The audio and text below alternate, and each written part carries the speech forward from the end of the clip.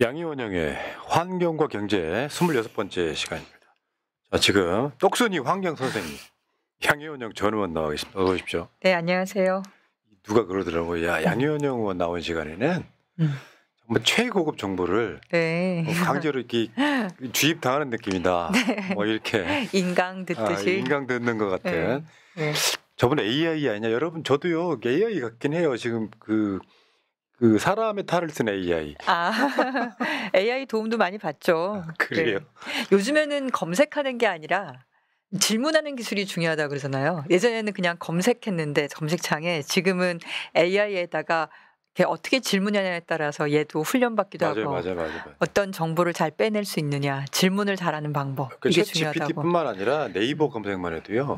일단 AI가 만들어주는 그 지식이 있더라고요. 네네. 근데 그 질문 잘하는 거 옛날에는 검색 기술이었거든요. 네네. 키워드 뭘 잘 쓰느냐. 네. 근데 지금은 질문이에요. 예, 네. 알겠습니다. 자, 오늘도 여러분 그 기묘한 환경과 경제 정보를 전해드리겠습니다. 자, 일단 날씨부터 잠깐만 얘기해야 되겠죠. 네. 아니 갑자기 폭염이 쏟아지다가 갑자기 폭우가 다시 내렸다가 네. 지금 날씨는 예전보다 더 시원한 느낌이에요. 네, 오늘은 좀 그래요. 네. 이유가 이번 주에 뭘까요? 또 비가 많이 오늘 오후부터 해서 또 폭우 예정되어 있잖아요. 나 지금 못 견디겠네 진짜. 네. 그러니까 기존하고 다른 고기압, 저기압의 흐름들 때문에 이중으로 고기압이 덮쳐져서 여름에 이불 2개 덮은 꼴이 된다거나, 아니면 위에서 북극이 따뜻해지면서 찬 기운하고, 그리고 북태평양 고기압이 그 더워진 바닷물 때문에 강해진 고기압, 이 2개가 강력하게 맞붙으면서 그 사이길로 폭우가 쏟아지는 장마 전선, 이런 게 왔다 갔다 하는 거죠 지금. 지금 그래서 언론 헤드라인 중에 제일 기억에 남는 게 중간이 없다. 그러니까요. 네. 중간이 없어요. 지금 어제가 또 입추였다면서요. 그렇죠. 네. 입추 지나고 나니까 느낌적으로 사람이 약간 플라시보도 있는 것 같아요. 날씨가 시원해진 것 같다 이런 생각을 하게 되는. 워낙에 뜨거웠는데. 네. 예.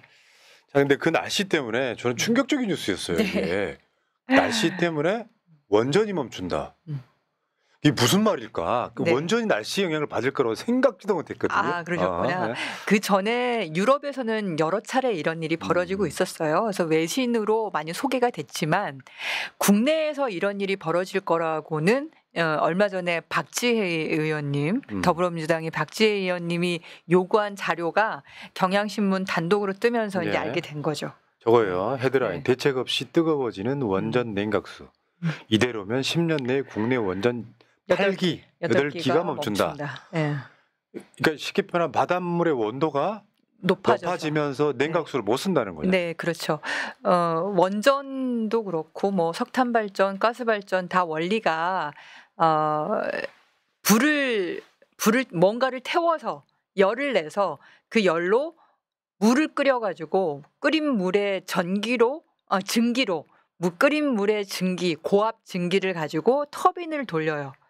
터빈을 돌릴 때 여러분 왜 전자기장의 원리로 자석을 삥 둘러가지고 돌리면 그 가운데의 전선으로 전기가 생성되는 맞죠. 원리, 그 원리가 이제 터빈의 원리거든요.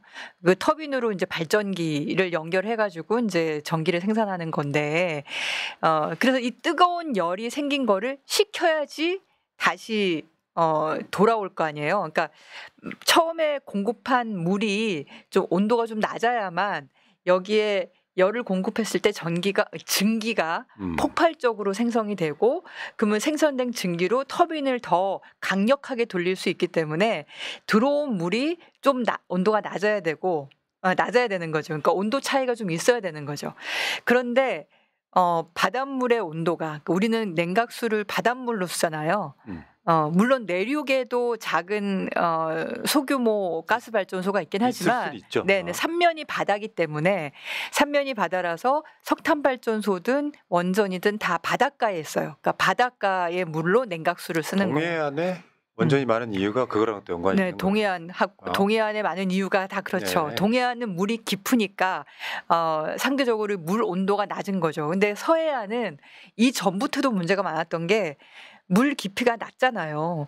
10m도 안 되는 물 깊이가 꽤 오래 가기도 하고, 그다음에 갯벌처럼 많이 땅이 드러나기도 하고 그래서 한빛 원전 옛날엔 영광 원전이라고 했는데 영광 원전 5호기 6호기 그 건설 허가가 날 때 가장 큰 논란이 이 온배수 문제였어요. 네. 그 이걸 문제를 제기하시는 분들은 열폐수라 그래요. 열폐수.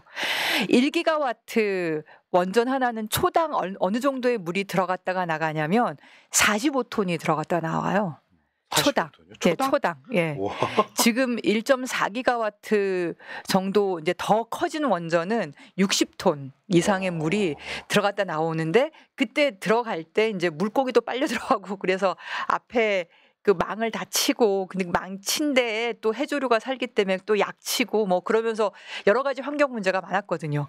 옛날에 잠수사들이 그 빨려 들어가서 막 돌아가시고 그런 일들을 막 아이고. 벌어지고 했잖아요. 그만큼 굉장히 빠른 속도로 바닷물이 이제 들어갔다가 나왔다 하는데 이 물이 증기 발생기에서 증기가 발생할 때 적당하게 차가운 물 뭐 20도에서 30도 사이 그 정도의 물이 들어가야지 그래야지 이제 뜨거운 열로 증기를 만들 때 효율도 높아지고 이제 터빈이 잘 돌아가는데 문제는 서해안 같은 경우는 나간 물이 다시 들어오는 거예요. 물이 얕으니까 아, 그러네. 물이 별로 없으니까 나간 물이 다시 들어오는 거예요. 특히나 서해안의 그 썰물 밀물은 동서로 왔다 갔다 하지 않고요. 남북으로 약 대각선으로 왔다 갔다 해요. 대각선으로. 그래서 더 나간 물이 더 들어오는 거예요. 1, 2, 3, 4, 5, 6호기가 짝 있으면 얘네들이 자기들이 낸 물을 다른 옆에 있는 원전이 다 끌어들이는 문제가 생겨가지고 그 온배수에 대한 대책으로 뭘 만들었냐면 방파제 같은 댐을 바다댐을 크게 동서로 만들었어요. 그래서 남북으로 물이 조류가 흐르지 못하게 하려고. 그래서 영광에는 보면은 그 물의 흐름이 바뀌면서 그 바다의 해저의 높이가 높아지는 그런 일까지 발생을 했죠. 아무튼 근데 이것이 단순히 이제 서해안의 문제가 아니라 이제 바다 전체의 온도가 올라가면서 문제가 생기는 거죠. 근데 이제 여기서 등장하는 게 설계 해수 온도. 네네. 설계 해수 온도라는 건 원전이 안전하게 작동할 수 있는 최고의 온도. 여기서 보는 건 원전이 안전하게 작동하냐 보는 거예요. 아까 제가 말씀드린 거는 효율을 말씀드렸잖아요. 적당하게 차가운 온도가 들어와야지 열을 공급했을 때 증기가 만들어질 때 좀 더 효율적으로 많은 증기가 만들어지는 건데 이거는 원전 측면에서 봤을 때 안전성 문제까지 있는 거예요. 너무 뜨거운 물이 들어오면.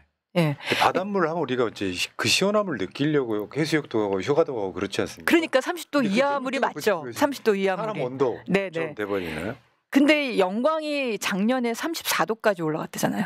바닷물 온도. 바닷물 온도가. 예, 바닷물 온도가 34도까지 올라갔대요. 근데 실제로 설계 해수 온도가 원전마다 다르다면. 네, 31 그러니까 설계를 어떻게 했냐에 따라서 그러니까 뭐 증기 발생기의 그 개수 뭐죠? 그 관의 개수라든지 여러 가지 상황에 따라서 다른데 그런데 31.6도, 31도에서 36도까지 원전마다 다른데 이 온도에 대해서 시뮬레이션을 해볼 거 아니에요. 당연히 안전성에 문제가 있는 거니까.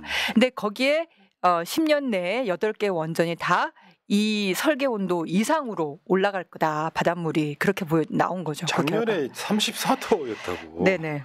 한빛 그럼 원전. 저거 해보면 실제로 지금 저 온도 이상 올라가면 냉각수로 못 쓴다는 거잖아요. 그러니까 원전 멈춰야 되는 거죠. 신한울 1, 2호기 31도, 한빛 원전 35에서 36도, 고리 2호기가 36.1도로 설계가 돼 있는데 작년 말 34도여서 지금 예상은 10년 정도 안에 네. 8개는 멈춰야 된다. 네.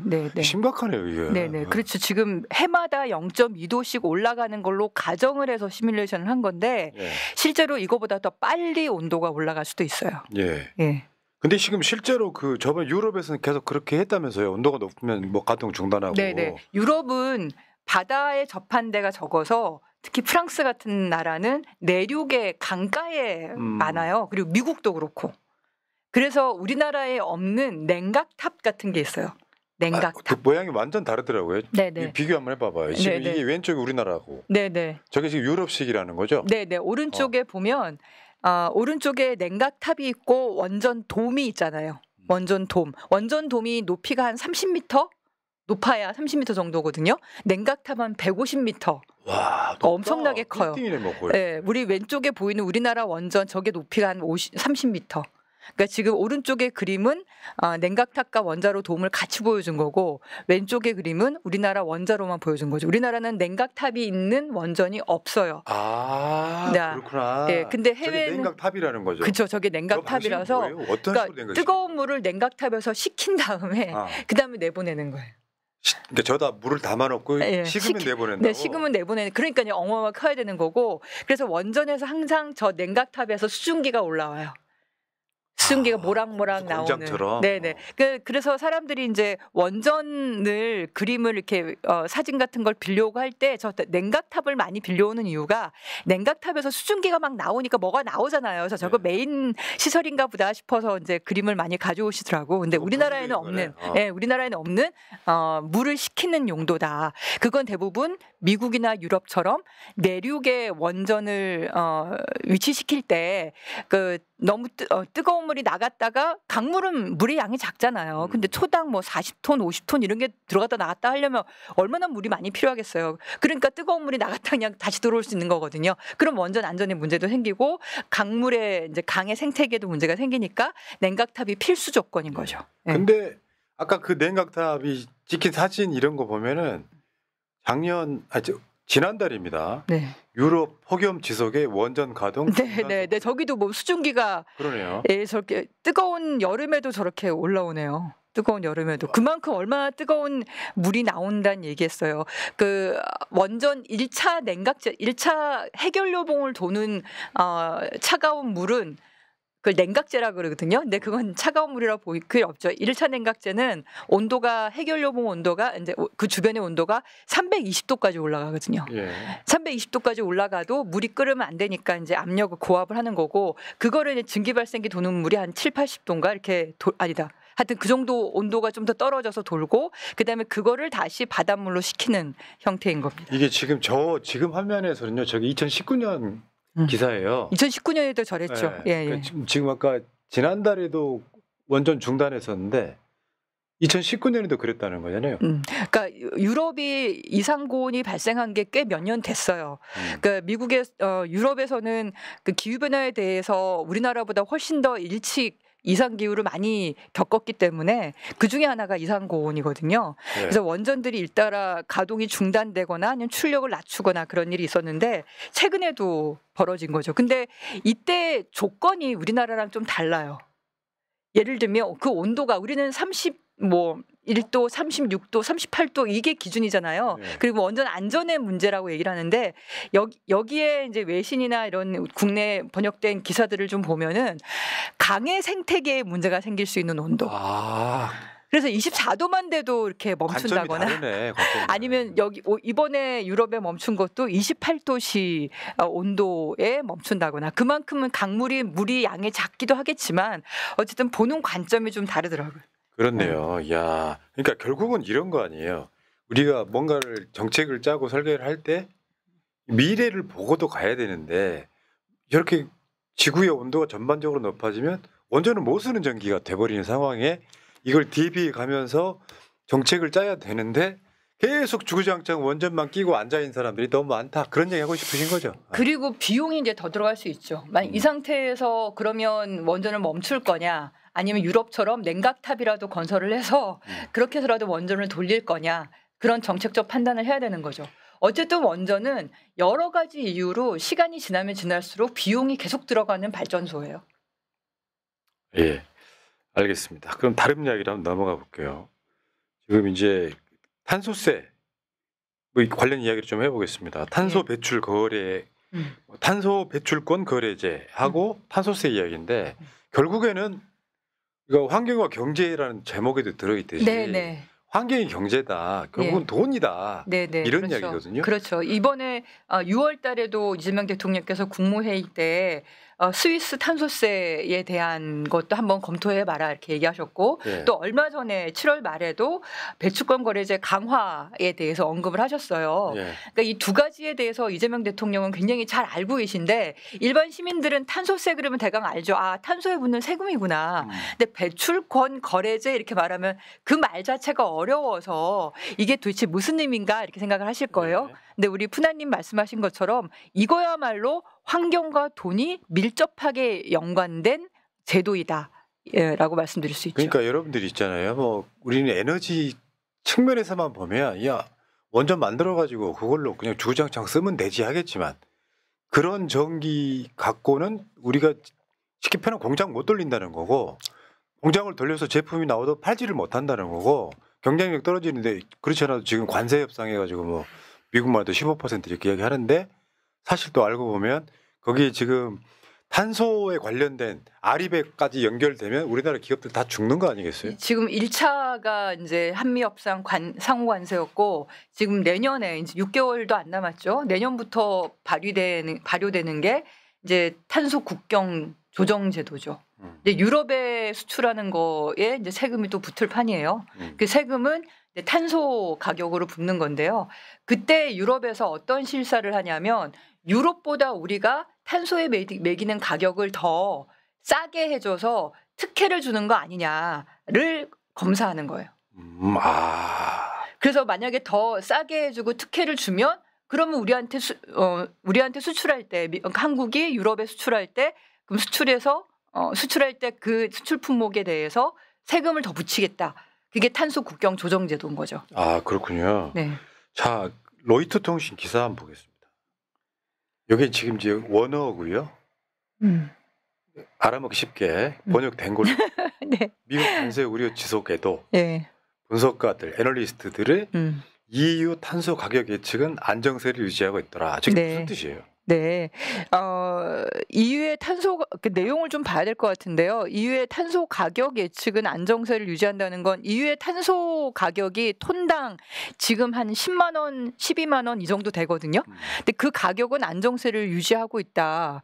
근데 미국의 관세 때문에 톤당 온실가스 가격이 불안정하게 이렇게 들쑥날쑥할 수 있을 것 같다고 생각을 했지만 그렇지 않다 이런 얘기네요. 근데 내용은 좀 봐야 될 것 같아요. 왜 그 둘에 대해서 관계를 이제 저렇게 봤는지는. 예. 예. 이제 군 넘어가시고요. 네네. 지금 이야기가 지금 시간이 얼마 안 남았어요. 그러니까 지금 탄소 배출권 거래제, 요거 ETS, 네. 탄소세, 카본 텍스 이것의 차이가 분명히 있다는 거죠. 네네. 탄소세는 간단하죠. 탄소가 발생하는데 세금 붙이는 거예요. 그러니까 이산화탄소 CO2 EQ라고 쓰는데 이퀄리브리움. 그러니까 온실가스가 여러 가지 종류가 있잖아요. 근데 그거를 이산화탄소랑 똑같이 이제 맞춰가지고 이산화탄소 1톤에 해당하는 온실가스를 배출했을 경우에 그럴 경우에 그 세금을 톤당 얼마 아니면 킬로그램당 얼마 이거를 딱 책정하는 거예요.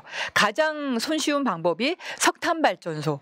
석탄 발전소는 킬로와트시당 얼마 이렇게 하든지 아니면 석탄 킬로그램 얼마 쓰는 당 얼마 이렇게 세금을 붙이는 거죠. 우리나라도 얼마의 세금을 붙이고 있어요. 문재인 정부 때 그 세금을 도입을 했죠. 일종의 환경세 같은 거 아니에요? 그렇죠. 탄소세가 환경세와 같은 거죠. 그리고 우리나라의 여러 그 자동차를 타시는 분들은 다 탄소세를 낸다고 보셔야 돼요. 그렇죠. 왜냐하면 유류세가 사실은 탄소세예요. 붙어 있는 거죠. 네네네. 그러니까 개념상 그렇고 이름은 탄소세라고 말하지는 않았지만 기후교통세라 환경기후교통세인가 이렇게 되어 얘기를 하잖아요.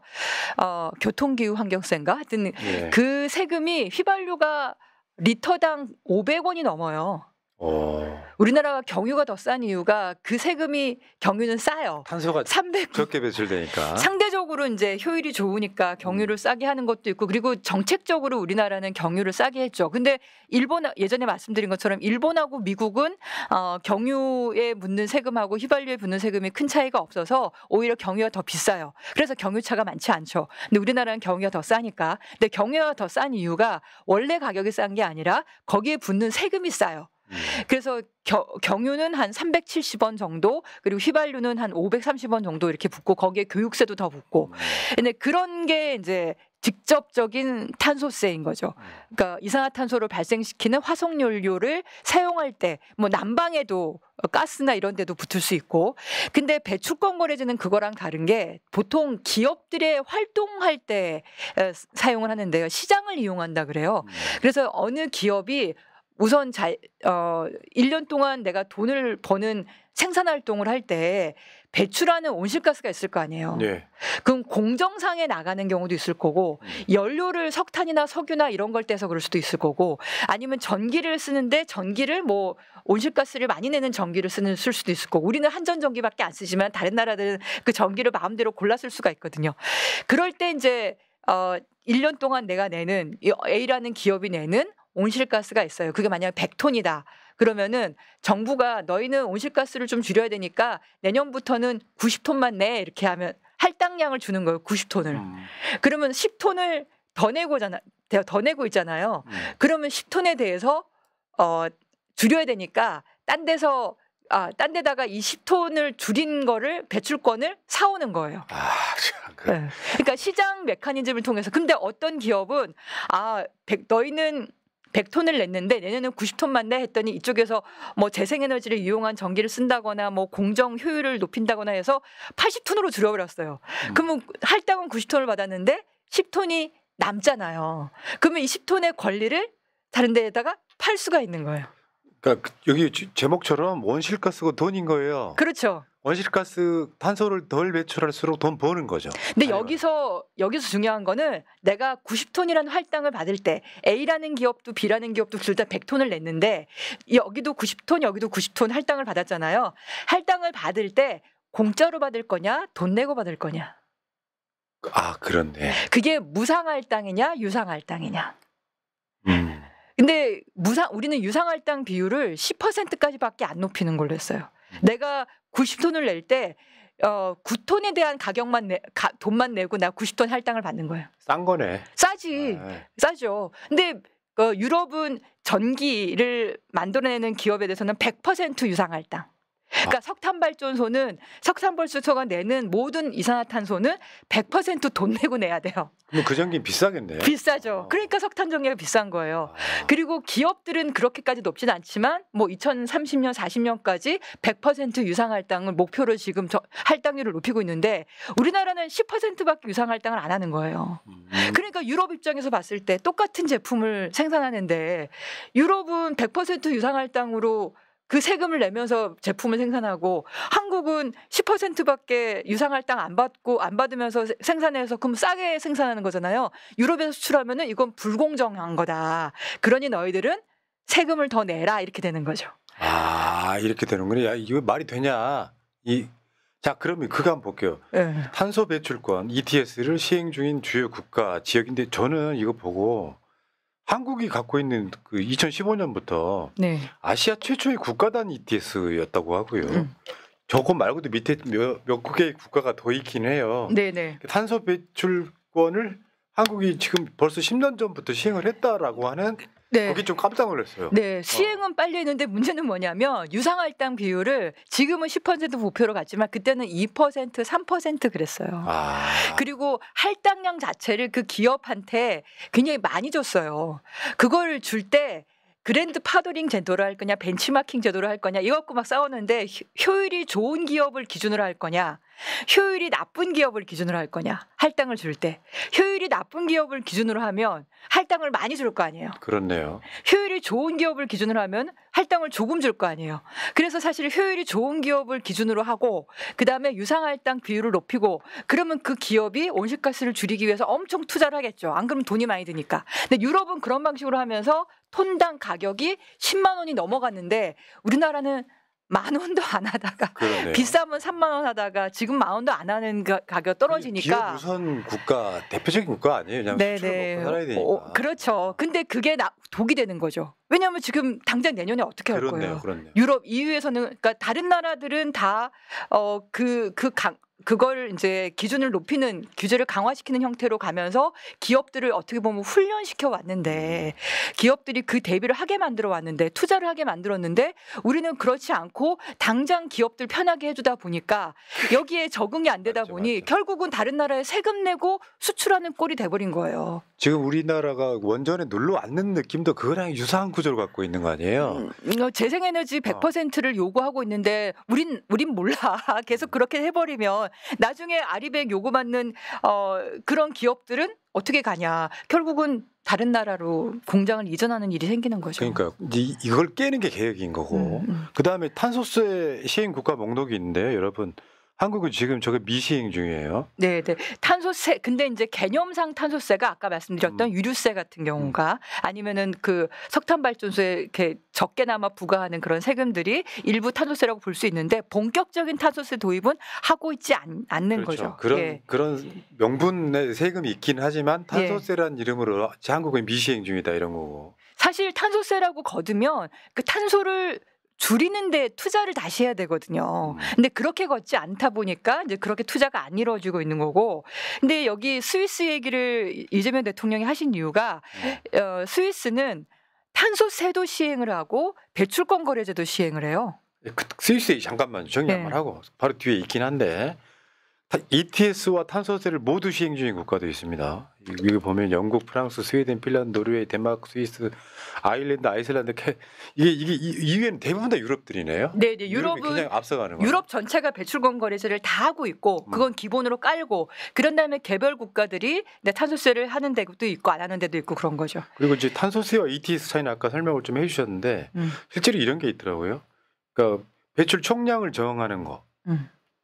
그게 ETS고, 그다음에 시장에 따라서 가격 변동이 가능한 거, 시장 거래 시장이 존재하는 거, 이게 ETS고. 네, 배출권 거래제. 탄소세는 지금 이산화탄소 배출량에 일정한 세금을 부과하는 거, 세율이 고정돼서 예측이 가능한 거. 그렇죠. 세수가 얼마 들어올지를 알 수가 있는 거죠. 정책 유연성이 좀 적다 이런 부분들이 있고요. 탄소세는 얼마 톤당 킬로그램당 얼마를 부과한다가 딱 나와 있기 때문에 배출의 양이 크게 바뀌지 않는 이상 세수는 일정한 거고.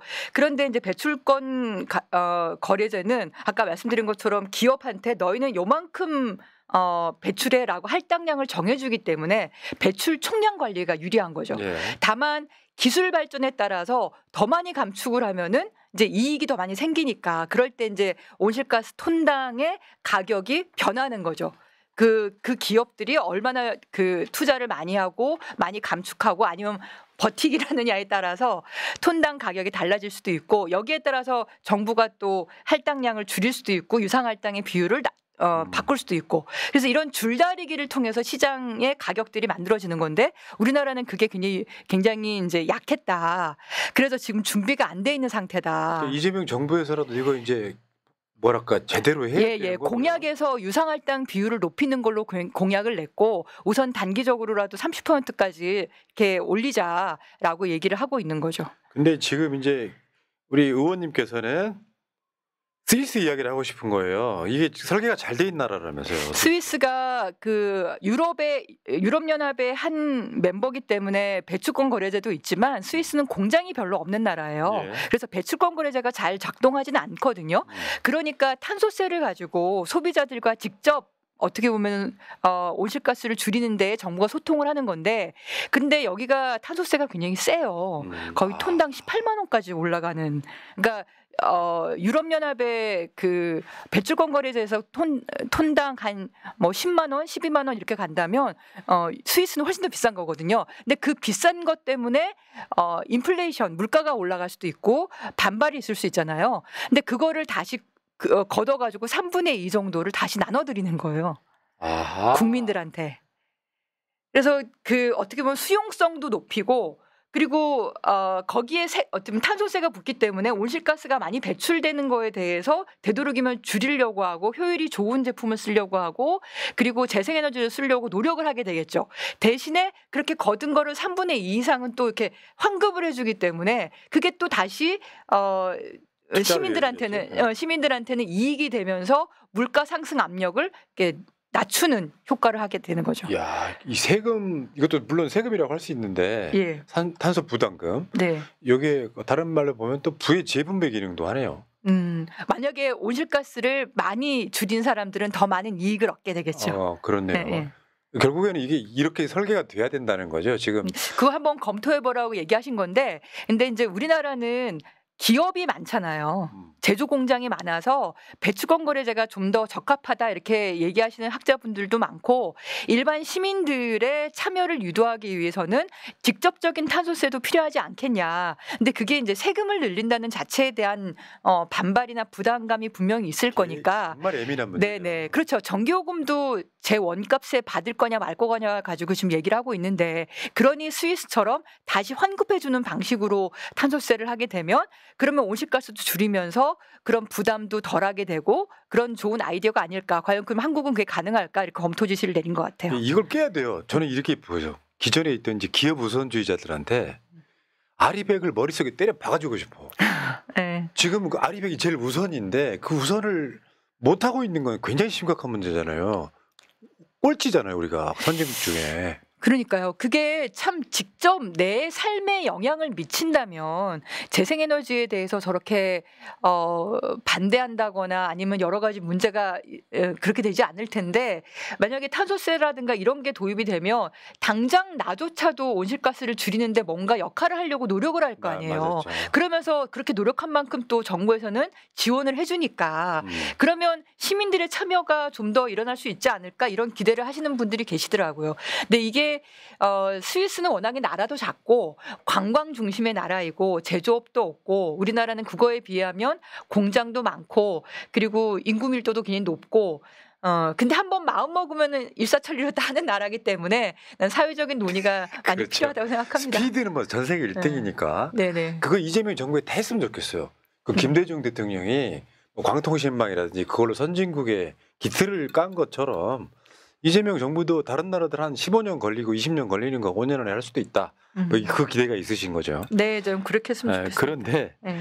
지금 관세 협상, 미국과의 네네. 관세 협상이 네. 초미의 관심사였고 네. 우리가 15% 했는데 뭐 일본 같은 경우는 추가 15%라고 네네. 알려져가지고 지금 난리가 난 2.5% 상황인데. 플러스 15% 이렇게 돼서 일본은 지금 17.5%다 그래서 지금 난리가 났죠. 예. 근데 우리는 예. 지금 산업통상자원부 장관 김정관 장관이 알고 봤더니 초등학교 동창이더라고요. 아 그래요? 야 성공 많이 했다 진짜. 근데 문제는 아는 분이셨어요 처음에? 김정관 장관이 예. 두산 출신이잖아요. 쉽게 표현. 두산 에너빌리티 원전 기업이에요. 근데 사실 여기에 대해서 굉장히 많이 좀 실망한 부분이 있잖아요. 그러니까 제가 다독여 드리기를 김정관 장관은 산업통상부 장관이고 환경부 장관이지 아니지 않냐. 근데 지금 환경 논자들 입장에서 보면 주요 포스트에 저렇게 앉혀놓으면 두산이 약진할 수밖에 없는 거 아니겠냐. 뭐 이런 의심이에요. 근데 지금 보니까 저 헤드라인 보시면은 김정관 산업부 장관 미 관세 협상에서 두산 카드를 꺼내나? 아직까지는 지금 의문문이 붙어 있는 거예요. 두산 저게 카드를 꺼내냐? 7월 말이잖아요. 그러니까 네. 그 협상 타결되기 전에 이제 기사들이 막 저런 내용이 나왔죠. 왜냐하면 김정관 장관이 원자력 팀들을 끌고 갔다 그러더라고요. 한미 협상할 때. 이번에 에이펙도 지금 그 저번에 우리가 알려드린 것처럼 한수원, 원자력 홍보관이 한 180억 들어갔다 그러죠. 네. 우리나라 홍보관보다 더 크고 더 비싸게. 근데 저 구조는 뭐예요? 어떤 거냐면 여기서 사실은 우리가 그 웨스팅하우스라든지 미국에 관련돼 있는 원전 기업 이야기를 수도 없이 했어요. 원전 수출한다는 이야기할 때 저게 나중에는 숨어 있다는 게 무슨 뜻이에요, 그게? 처음에 기사 나올 때 어떤 식으로 나왔냐면 처음 기사는 굉장히 우려할 만한 기사로 나왔어요. 그러니까 우리가 관세율 15%를 어쨌든 목표로 한 거잖아요. 근데 그거를 양보하는 대신에, 그러니까 15%보다 높은 걸 받는 대신에 미국에서 트럼프가 원전 시장을 뭐 100개는 이렇게 막 만든다고 하니까 거기에 우리가 수출하는 시장을 우리가 가져오는 걸로 우리의 이익으로 이렇게 맞바꾸는 거 아니냐라는 기사들이 계속 나왔었어요. 그럴 때 저는 이제 그러면 그렇게 되면 그건 잘못된 판단이다 이렇게 얘기를 했죠. 왜냐하면 관세율을 15%에서 높은 걸 받는다는 거는 모든 우리나라 경제 기업들에 영향을 미치는 건데 두산 에너빌리티가 미국에 있는 원전 시장에 진출하는 거는 두산 에너빌리티의 이익이잖아요. 근데 그것도 이익이라고 보기 어려운 게 오바마 때 사실은 신규 원전 관련해서 법도 만들어주고 지원금도 줬는데 거기에 뛰어들었던 웨스팅하우스사가 지금은 좀 다시 부활하긴 했지만 그 당시에 신규 원전에 들어갔다가 파산했어요. 그리고 처음에 계획된 것보다 거의 2배 이상 가격이 올라가고 굉장히 문제가 많았거든요. 그래서 아무리 트럼프가 지금 저렇게 큰 소리를 쳐도 트럼프의 임기는 유한합니다. 그 100개 시장 열릴 리도 없고 잘못했다가 그렇게 우리 이익이라고 생각하고 들어갔다가 웨스팅하우스사 꼴 날 가능성이 높고 그게 아니라 하더라도 웨스팅하우스사가 버티고 있는데 그럼 결국 우리가 이집트 원전 수출한 것처럼 그냥 하청 몇 개 받는 정도 수준밖에 안 될 거를 그걸 관세율 협상하고 맞바꾼다는 게 말이 되냐. 그건 완전히 이익의 사유화와 비용의 사유화다. 이 사회 전체가 비용을 부담하면서 이익은 두산 에너빌리티 같은 국내 이런 기업만 그것도 좋은 이익도 아니고 그렇게 될 거 아니냐고 이제 우려를 했던 거죠. 근데 뚜껑을 딱 열어보니까 15%는 지켰어요. 그러니까 잘한 거죠. 지켰는데 우리가 투자하는 3,500억 달러 안에 원전이 들어가 있더라고요.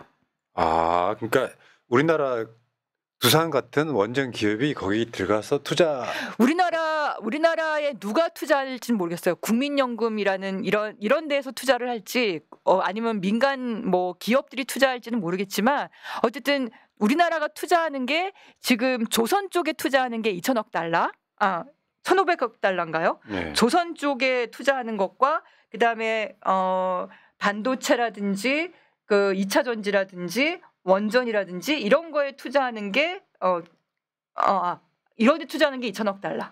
그렇죠. 조선해양 분야가 1,500달러. 그다음에 반도체 원전 2차 전지 바이오 등에 투자하는 게 2,000억 달러.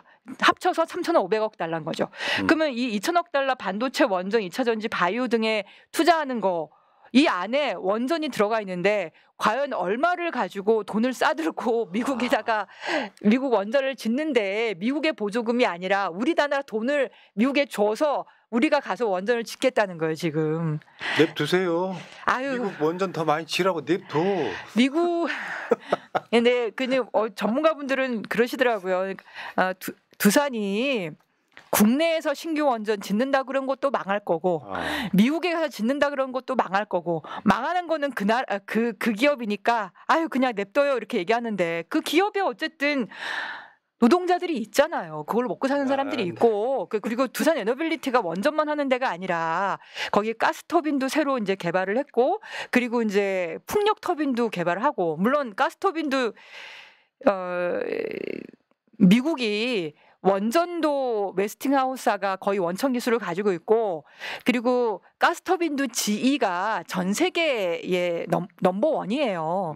근데 우리가 뭐 가스터빈이니 원전이니 미국에 수출한다는 게 이게 되겠냐고. 결국은 트럼프가 요구하는 거는 우리 원전 시장 짓는데 자기들 세금 넣기 아까우니까 우리 보고 돈 넣으라는 거거든. 그렇네요. 네. 네. 근데 그렇게 돈 넣어서 수익이 나올 사업이면 좋겠지만 그러니까 뭐 반도체나 2차 전지나 바이오나 이런 거는 투자하면 돈이 나올 거예요. 그건 최첨단으로 새로운 산업으로 지금 곽강받고 있는 거니까. 근데 문제는 미국에 투자하기 때문에 국내 일자리가 안 생긴다는 거죠. 그렇네. 그 기업은 좋겠지. 이제 지금 뭐 삼성전자나 하나나 뭐 현대건설 심지어 제철 다 미국에다가 투자한다고 수십조 계획 발표하고 그다음에 지금 다 투자해서 건설하고 있어요. 그 기업은 좋겠지. 왜냐하면 중국 빼고 한국이 그런 기술을 가지고 공장을 지으면 미국 내 시장을 확보하는 거니까 그 기업은 좋아요. 우리나라 기업은. 근데 우리 국민이 안 좋아. 왜? 우리나라에서 공장 만들어서 수출하면 우리나라 일자리가 생기는데 공장을 다 미국에 만드니까. 그러니 이 3,500억 달러라고 말하는 게 결국은 미국에다 다 공장 지으란 소린데 그래서 그 기업들은 돈을 벌더라도 일자리가 뺏기는 게 너무나 가슴이 아픈 거다. 이 트럼프 때문에. 뭐 바이든 때도 마찬가지였지만 근데 원전은 그것에 더 나아가서 투자한다고 돈이 생기는 사업이 아니니 그러니 제발 제일 뒤로 미루고 그리고 지금 제가 이 얘기를 굳이 하는 이유가 기후에너지부 아직 안 만들어졌잖아요. 기후에너지부가 안 만들어진 상태에서는 산업통상자원부가 자원 에너지를 가지고 있어요. 원전도 가지고 있고. 그냥 김정관 장관이 있는 동안에는 근데 본인이 두산 에너빌리티로 사장 출신인데 사실 이해 충돌이거든. 근데 이거 잘 되는 사업도 아닌 거를 계속 주장하고 특히 기후에너지부 갈 때 원전 쪽을 기후에너지부에 안 넘기려고 그런다는 거예요, 지금. 아, 원전을 갖고 있겠다. 네, 원전 쪽으로 가지고 있겠다는 로비를 지금 산업부 쪽에 얘기가 지금 흘러나오고 있더라고요. 알겠습니다. 그래서 저는 김성환 장관이 환경부 장관으로 있으면서 에너지를 가져오잖아요. 그래서 지금 기후 뭐 국정기획위원회 얘기 들어보니까 기후 환경 에너지부로 거의 가는 것 같아요. 그럴 때 에너지를 가져올 때 산업통상자원부에서 원전 쪽을 빼고 원전은 산업이고 수출이고 투자고 해야 되니까 안 된다고 말하는 거를 단호하게 저는 정리시켜서 원전도 가져와서 종합적으로 에너지 정책을 만들어야 된다. 그리고 이거 미국이 투자할 때도 좀 최소화시켜서 최대한 뒤로 미루고 내년 11월이면 어쨌든 중간 선거 있잖아요, 미국에서. 그러니까 트럼프의 임기는 유한하니까 잘 버텼으면 좋겠다는 생각이 듭니다. 그러니까 이게 혁신한 기업 중에 하나가 저는 SK 정도라고 보거든요. SK, 현대 이 정도. 현대가 요즘에 참 잘해요. 요즘에 아리백도 근데 지금 그렇고. 두산은 이제 원전만 붙들어 메고는 두산 기업의 미래도 없다 이런 얘기 하시고. 두산건설도 되게 힘들었고 그걸 두산중공업이 다 돈방 뒤집어 쓰면서 적자난 걸 가지고 뭐 탈원전 때문에 적자 났다고 막 엄살 피우고 별의별 일이 다 있었습니다. 지난 문재인 정부 때. 그래서 좀 잘 보고 물론 이제 이분이 기재부 출신 관료이기도 하고 이제 기업의 감각도 있고 해서 산업 쪽을 잘 이끌 거라고 이제 장관으로 하신 것 같은데 어쨌든 원전 가지고 장난치지 않게 예. 잘 그 알겠습니다. 대통령실에서 보셨으면 좋겠습니다. 자, 우리 양의원 형 전 의원이 왜 전화가 안 오는지를 여실하게 보여주는. 아니 근데 저는 그래요. 이재명 네. 정부는 네. 환경부는 환경부답게, 네, 기재부는 기재부답게 네, 그렇게 해야 된다고 생각해요. 네, 네. 기재부 개혁해야죠. 네, 알겠습니다. 네. 자, 양현영 의원과 함께한 환경과 경제 26번째 방송 마치고요. 다다음 주로 전화가 또 오면 또 아유. 방송을 못 할 수도 있고. 자, 안녕히 가십시오. 네, 고맙습니다. 네. 고맙습니다. 네. 고맙습니다.